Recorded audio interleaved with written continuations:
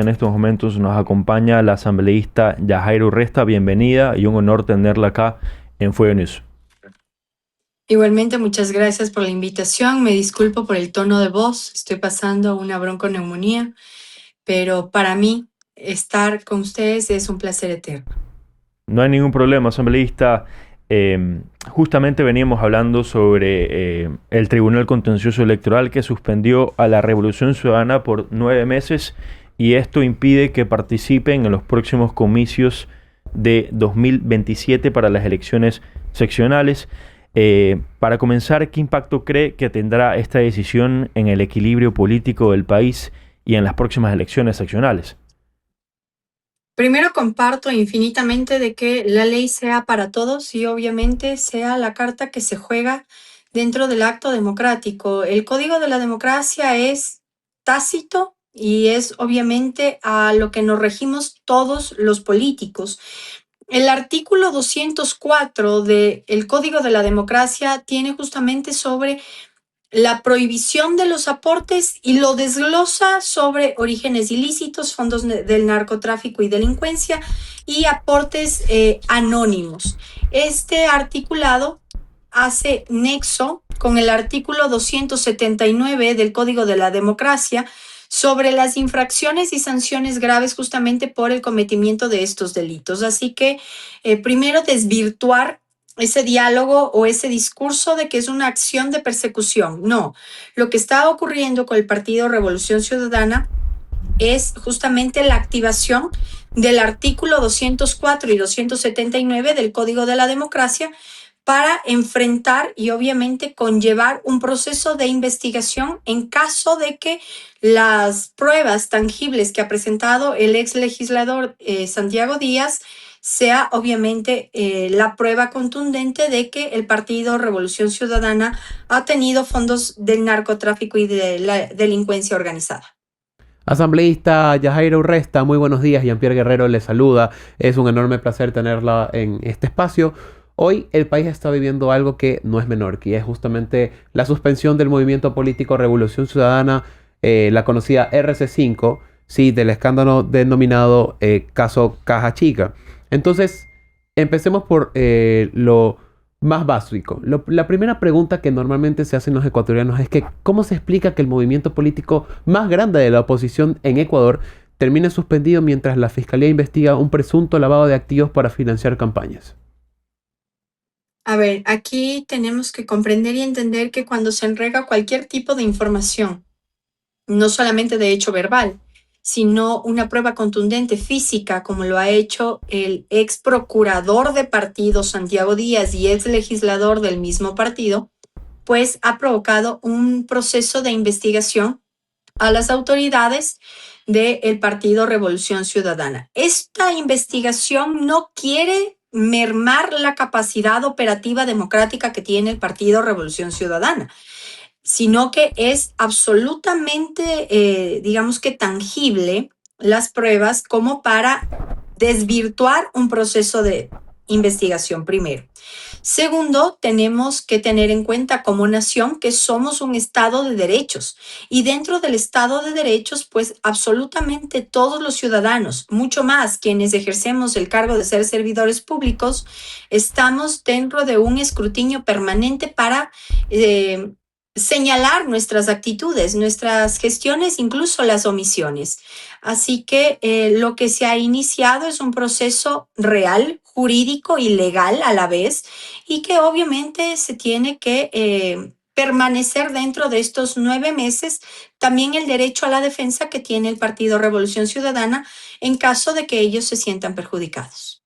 Asambleísta, ante este escenario, la recién posesionada presidenta de la RC, Gabriela Rivadeneira, aseguró que el movimiento político estará en papeleta sugiriendo posibles alianzas. Mi pregunta es, ¿qué pasará con los candidatos de la Revolución Ciudadana? No se podrán postular obviamente por la RC y estarán en papeleta, pero sí pueden estar en otro partido, pero ¿cuál es el procedimiento que deben de seguir? Obviamente que en este procedimiento son las alianzas internas que tenga el Partido Revolución Ciudadana con algún otro partido, ya sea local o nacional, que no tenga ningún conflicto ni tampoco tenga ningún impedimento de participación en las seccionales. El primer acercamiento que hemos visto durante estas 2 últimas semanas ha sido del Partido Revolución Ciudadana con el partido del señor Moreno, el PID, en donde ya están abriendo los escaños y los espacios para la participación de los precandidatos que tenía la Revolución Ciudadana.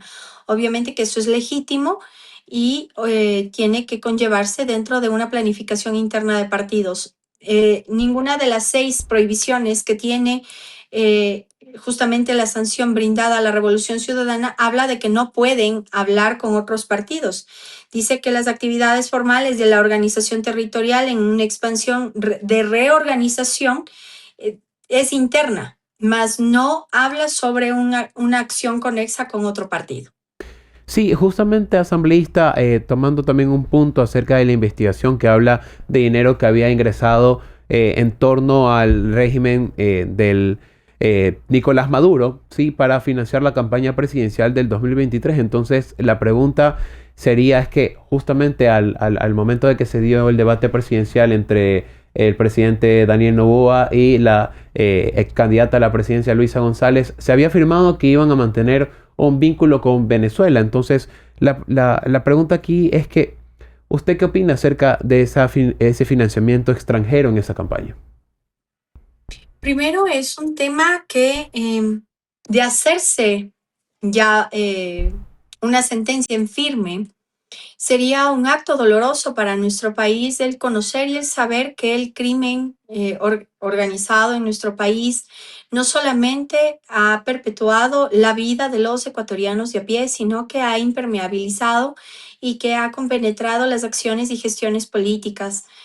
Realmente lo que está en juego, lo que se está investigando no es el tema de una delincuencia común, es una delincuencia organizada, una delincuencia transnacional del narcotráfico.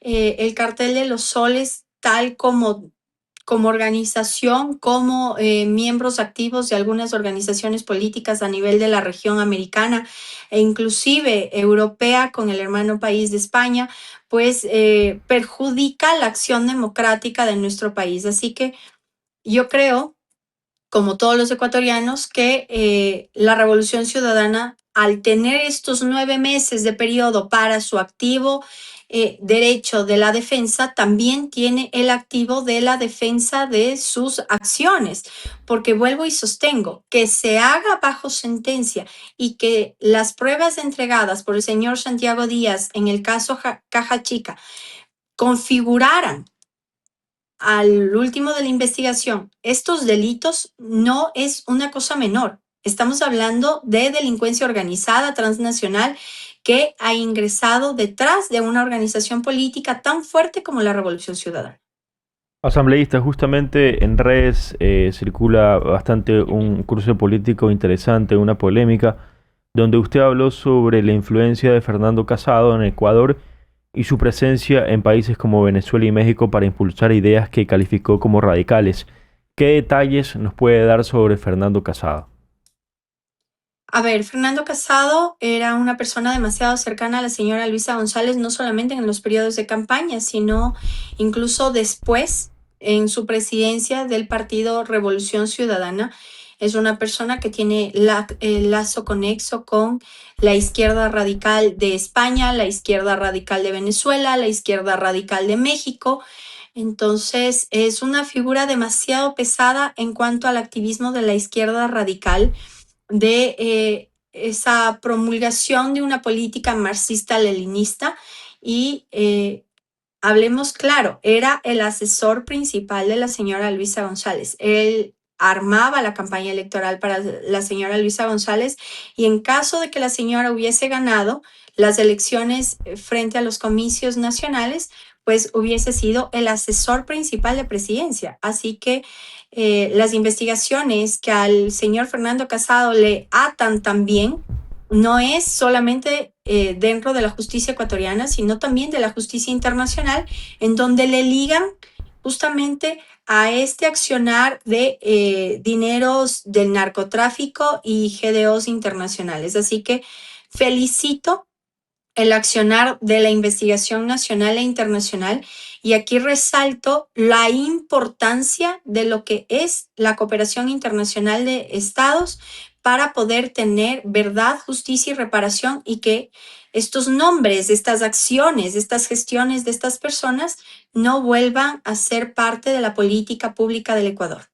Sí, asambleísta, si la Revolución Ciudadana se presenta como un movimiento que representa al pueblo, entonces explíqueme algo que es muy simple, porque porque cada cierto tiempo aparecen más y más investigaciones sobre el Partido Revolución Ciudadana, sí, sobre el origen del dinero que se financiaban al correísmo. Querido, una de las razones por las cuales salí y ahora me siento muy orgullosa de ser una asambleísta independiente es justamente que no se hace lo que se predica, que no se responde ante el proyecto político, sino ante la visceralidad de las acciones de quienes ostentan los cargos más altos en la Revolución Ciudadana. Bien, tú has puesto la frase, la Revolución Ciudadana es la voz del pueblo. No es así, porque si fuese de tal manera, iniciemos por acciones internas de partido. Si tu presidenta de partido te llama tuerta de mierda, burlándose de tu discapacidad, ¿tú crees que va a tener una acción conciliadora, social, afín a un sentimiento de solidaridad con más de miles de ecuatorianos que tenemos algún tipo de discapacidad? No, ¿verdad? El día de ayer la señora Luisa González tuvo un live en donde se estaba despidiendo de la militancia de la presidencia que ella ostentaba en la Revolución Ciudadana, y fue clara. Ella dijo: gracias porque ustedes me buscan, porque si hubiese sido por mí, yo no los buscaba a ustedes. Es clara. Cuando ella hace la rueda de prensa y manifiesta el insulto que le dio a la Policía Nacional cuando allanaron su casa, demuestra que ella no responde a la autoridad, que ella no respeta la justicia y que ella no responde a las acciones jurídicas que pueden estar siendo investigadas. Así que mal haría yo en responder y en resistir a no definir que la Revolución Ciudadana no es la voz del pueblo, no representa la actividad de las personas que tenemos discapacidades, las personas que no tienen para comer, las personas que sufren la necesidad de una seguridad constante, de un pueblo que necesita una fuerza armada y una fuerza policial totalmente fuerte para irse en contra del crimen organizado, y que incluso, y con ello concluyo, se hayan puesto en contra en la comisión en donde yo soy parte, la Comisión de Seguridad, a que los PPLs trabajen dentro de las cárceles, porque según la Revolución Ciudadana, los PPLs en las cárceles tienen derecho y no pueden trabajar. Así que son cosas que para las personas que pensamos, para las personas que analizamos y queremos un país con un buen vivir, un país con vida digna para todos, sabemos que incluso los PPLs tienen que tener un proceso de rehabilitación y que su trabajo hará que merme la capacidad económica de Estado para mantenerlos a ellos y que ellos se mantengan en las cárceles.